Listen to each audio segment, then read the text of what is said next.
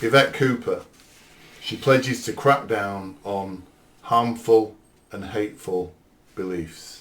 So this is the latest thing. So they've already cracked down on what I regard as genuinely innocent people. And do you know what she means by harmful and hateful?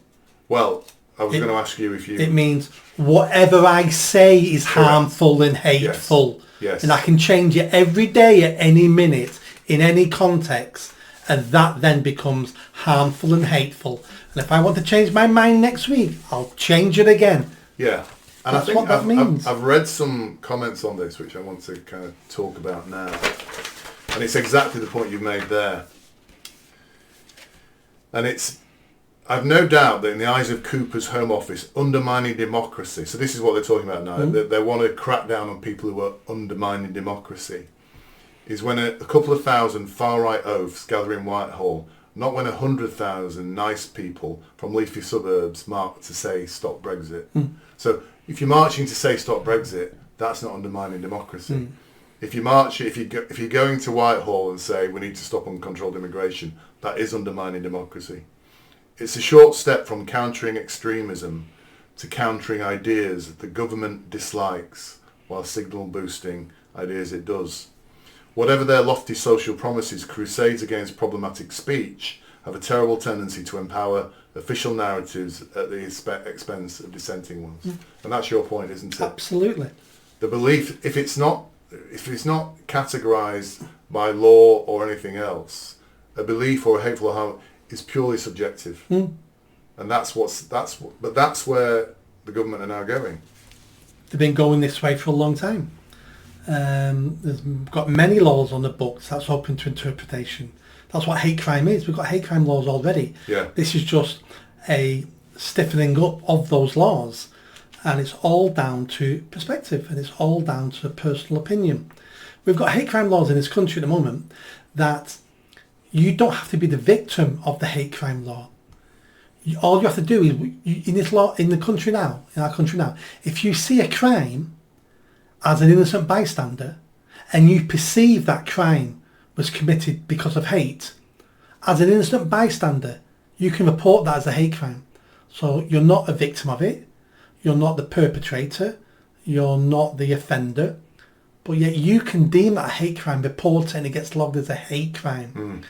We have places throughout all our cities now that are not police stations that you can go to and report a hate crime that gets logged by a civilian. It can be an LGBT centre, it can be a library, and the librarian will take your report, and then that then is logged by the police as a hate crime. They may not investigate it, so not hate crime, hate incident, but that all then goes into the stats.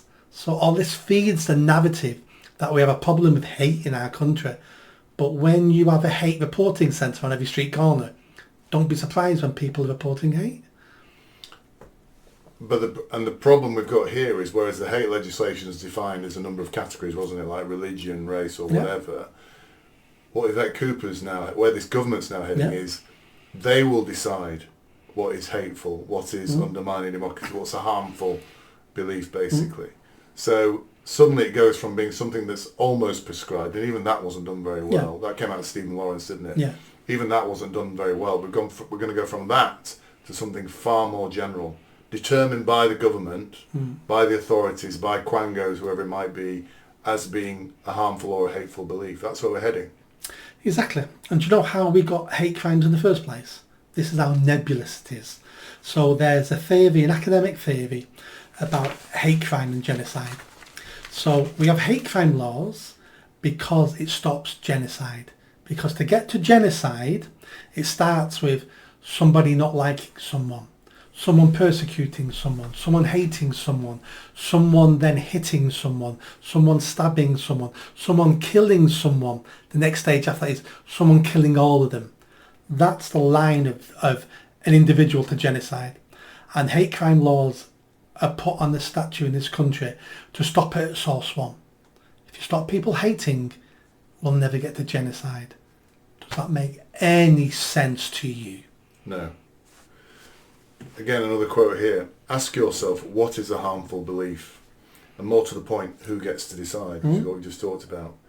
it's a mere 3 years since Starmer thundered that it's not right to say only women have a cervix. That's what he said 3 years ago.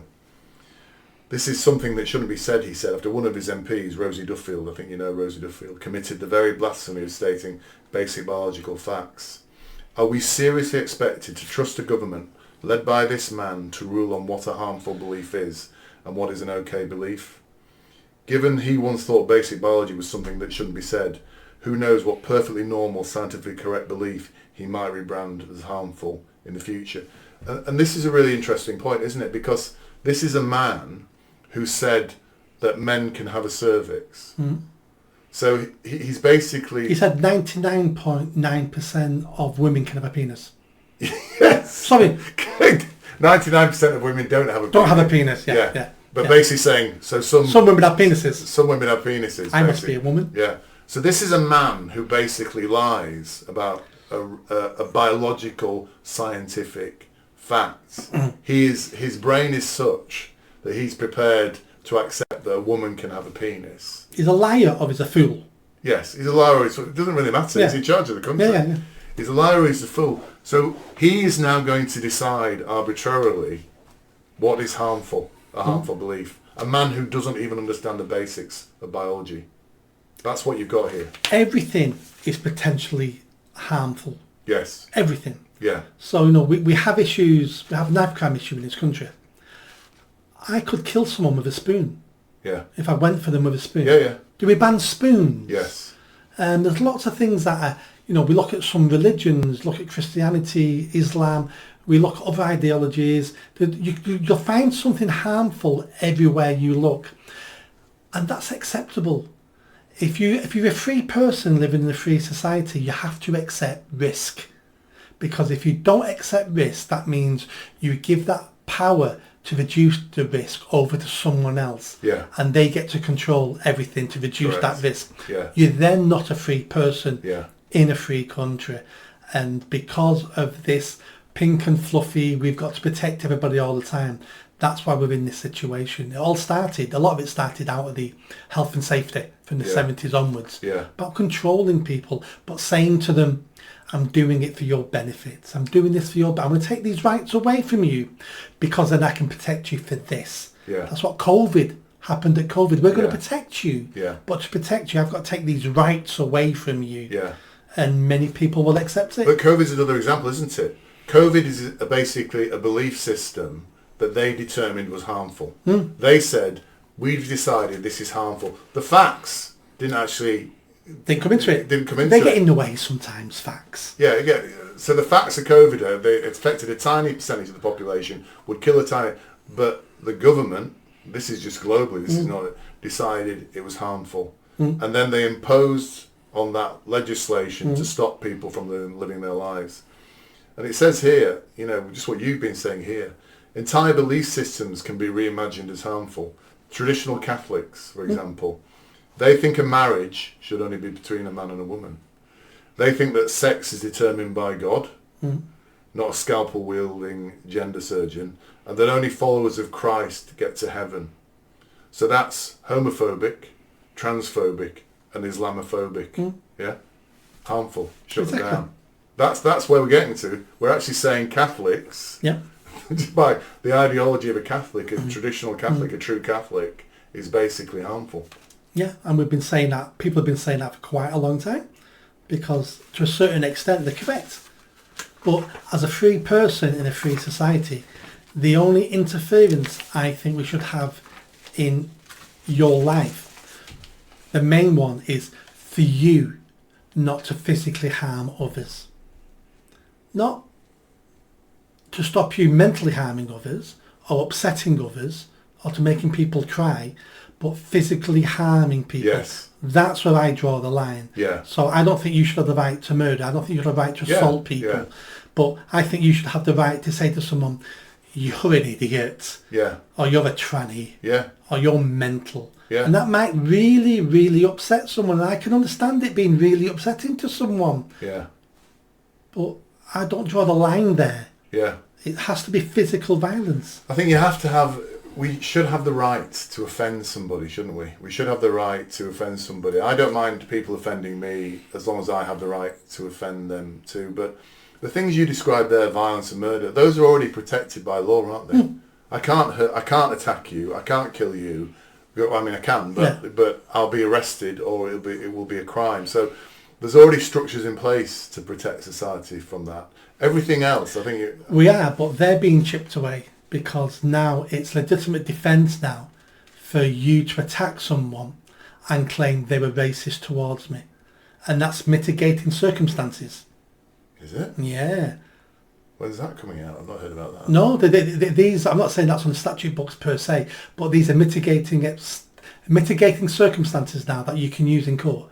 So if you say I'm a victim of a hate crime, I can attack you and I can claim self-defence because you are already attacking me with words.